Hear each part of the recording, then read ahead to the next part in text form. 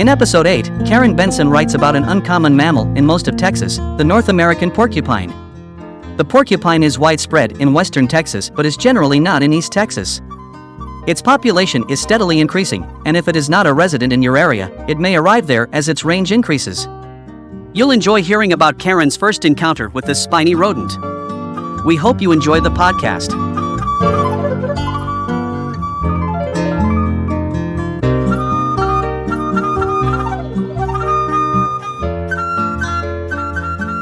A porcupine in South Texas? Is that possible? I would not have thought so a few weeks ago. The mammal books say that porcupines do not live in South Texas, and the area closest to my home with porcupines is the Texas Hill Country. But animals move around, and known ranges can change. And occasionally, there is the odd animal where it is not expected to be. Such was the case when my friend near the KD's community called me. She said she had a porcupine in her backyard. The beast had been there a while, maybe a month or so, she said. It moved around in a tree but did not leave it. Graciously, my friend invited me to see it. It was undoubtedly a porcupine, quills and all. But what was it doing here in South Texas? Well, it was eating for one thing. It had nestled into a medium-sized oak tree, eating the bark and twigs from the upper branches. Eating bark is typical winter behavior for porcupines, and they will spend the winter months in a single tree. It is rather like hibernation done light. The animal isn't dormant, but it doesn't move much. It just chews off a few inches of bark every day. The bark and twigs seem enough to keep the slow-moving porcupine alive during winter. It doesn't seem like enough calories, but porcupines have evolved to make do. So they now bark and produce a lot of woody scat.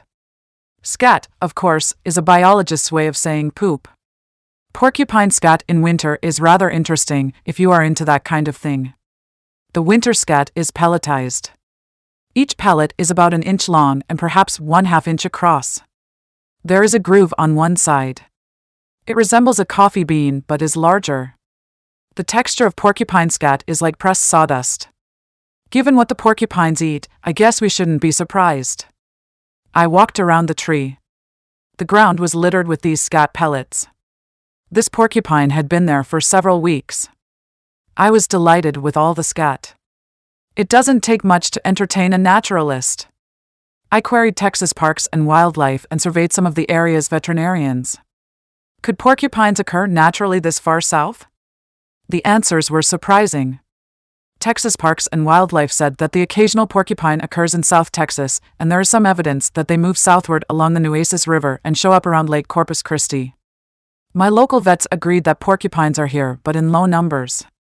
The vet said that at 3 to 6 year intervals, they each have had to remove porcupine quills from a dog's nose. It is possible that these porcupines in South Texas were brought in accidentally. One suggestion is that in dry years, ranchers have to import hay from the northern states. Porcupines get into round hay bales and subsequently get a free ride to Texas. A few biologists think that porcupines crawl into crevices on combines. Then as the combines are moved around during wheat harvests, the hitchhikers find themselves in rural South Texas. I suppose that an accidental introduction could happen. But I am pretty sure that porcupines don't get picked up by humans and relocated on purpose. They are, well, prickly. Even babies are born with quills, ouch. A porcupine is a rodent. But unlike most rodents, it is seldom taken by predators. This is because the porcupine has evolved the superb protection of sharp, barbed quills. The quills are all over the animal's body except for its nose, paws, and underbelly. When faced with a would-be predator, it presents its spiny back and waggles its fat spiky tail. It is a myth that porcupines can throw their quills.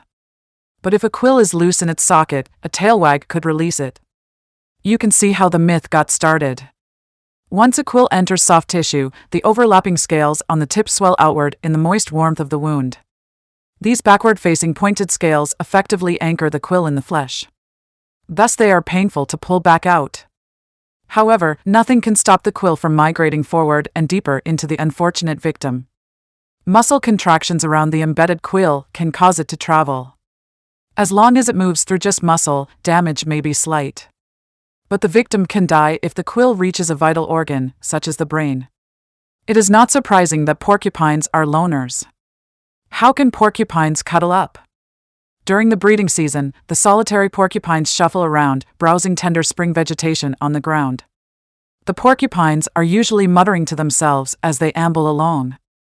A muttering porcupine is like an eccentric, absent-minded person talking to himself as he wanders around a grocery store. Porcupines not only mutter but also moan, groan, and whine. Sometimes they even sing in pitiful, high-pitched voices. This noise usually means that a porcupine has found another of its kind and is sexually excited. When a male and female meet, it may appear at first that they will fight. But if the chemistry is right, soon they will be sitting up rubbing their front paws or noses. Some observers have even witnessed the love dance of the porcupines, in which the participants stand up and waddle around on their hind legs. All the while, the male sings to the female in a high falsetto until she accepts him. The rest, well, is up to your imagination. If you enjoy these podcasts, please consider following us. Your interest and support are what make these broadcasts possible. If you would like to learn more about wild Texas, visit our website at www.reflectionstexas.com. Thank you.